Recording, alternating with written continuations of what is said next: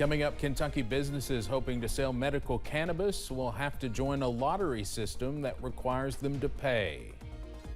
Dedicated to Eastern and Southern Kentucky, this is WYMT Mountain News at 11.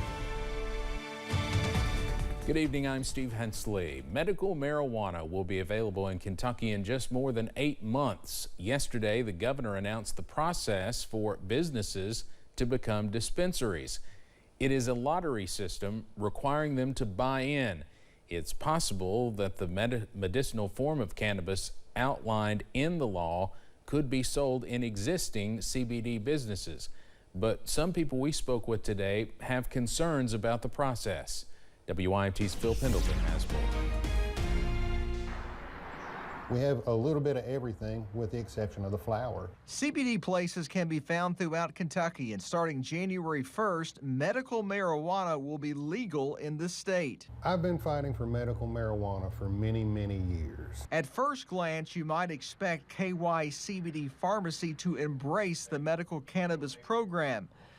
But the owner and operator says small businesses like his may not be able to participate for several reasons. After reading the application process today, and it's a lottery, just as the governor said, which is a little scary to me as well, because I don't know many people that's gotten rich off a lottery ticket or rich off a casino, because that's not how them odds are stacked. The businesses and dispensaries that choose to buy into the program are obviously going to have to pay a lot of money to start the program, and some fear that those costs are going to outweigh some of their benefits. The lottery program announced by the governor includes a one-time non-refundable fee of $5,000.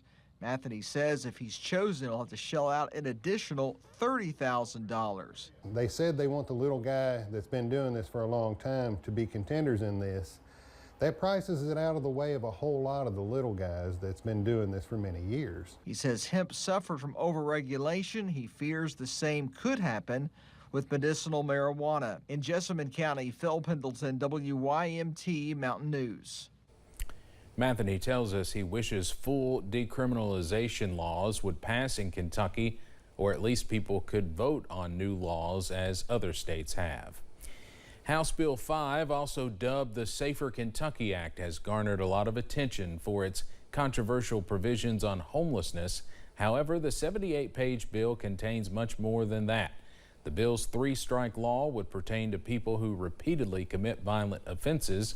It also includes what qualifies as a violent crime and includes attempted violent crimes.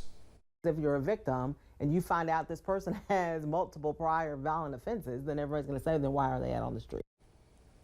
Other changes include not allowing violent offenders forms of early release until 85% of the sentence is served. Reporting data to state government officials that include percentage of offenders who reoffend within 3 years, and making fentanyl distribution resulting in death a charge of first-degree manslaughter. Attorney General Russell Coleman has announced a special prosecutor for Perry County. Coleman has designated Jackie Steele for the role. Steele currently serves as Commonwealth's attorney for the 27th Judicial Circuit in London.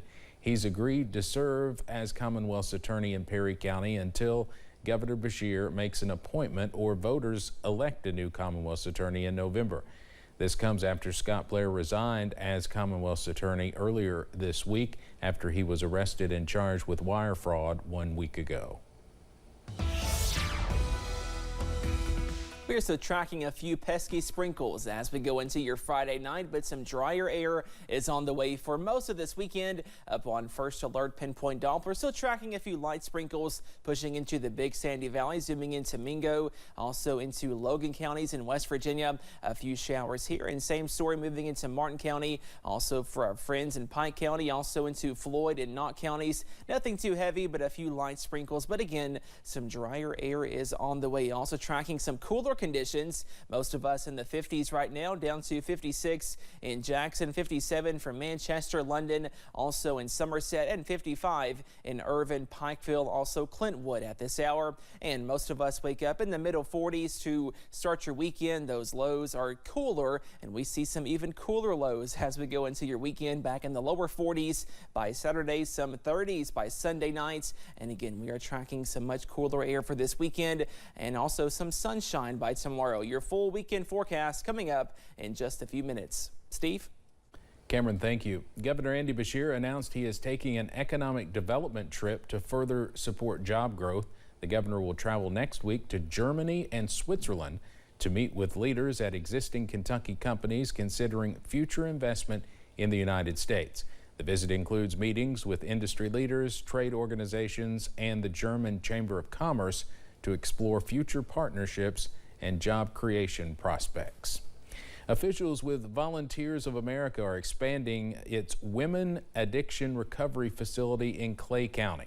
President and CEO Jennifer Hancock says their services allow for women to bring their kids with them while receiving treatment, saying they have helped nearly 500 women in just 4 years. She adds the community has rallied behind their organization and their efforts in changing women's lives.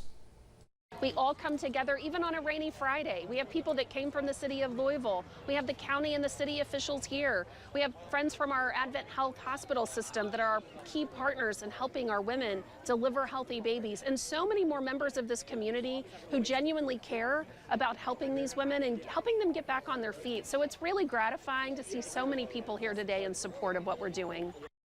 Hancock says the expansion will help them create a village with long-term homes for women and their children. A big announcement earlier today is going to increase the convenience of advanced medical care in the region. Middlesboro ARH will be receiving a cancer center on its campus. The announcement comes after state legislators were able to secure a $12 million appropriation from the Kentucky General Assembly. This impacts me both professionally and personally because I'm a cancer patient.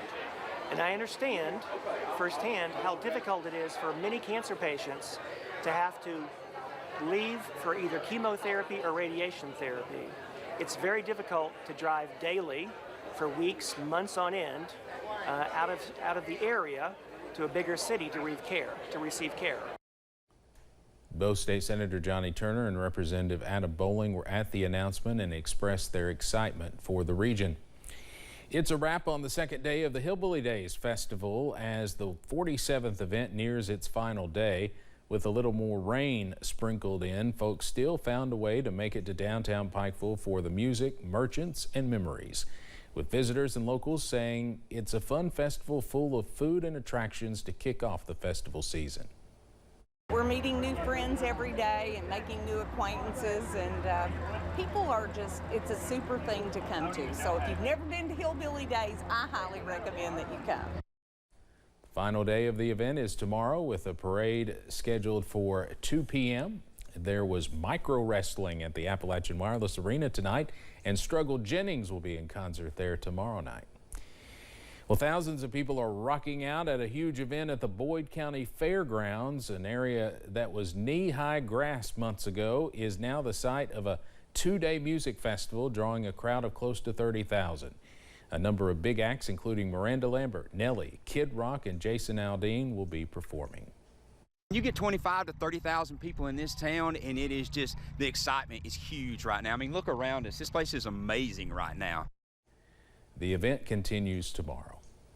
Colonel Fest is also underway on Main Street in Corbin. Tomorrow's events include the Colonel Sanders 5K and a chicken costume contest. It runs until 6 p.m. Coming up on Mountain News at 11, a jury is seated and opening statements could begin Monday in former President Trump's hush money trial. And sunshine is set to return to start the weekend. Your forecast after this break.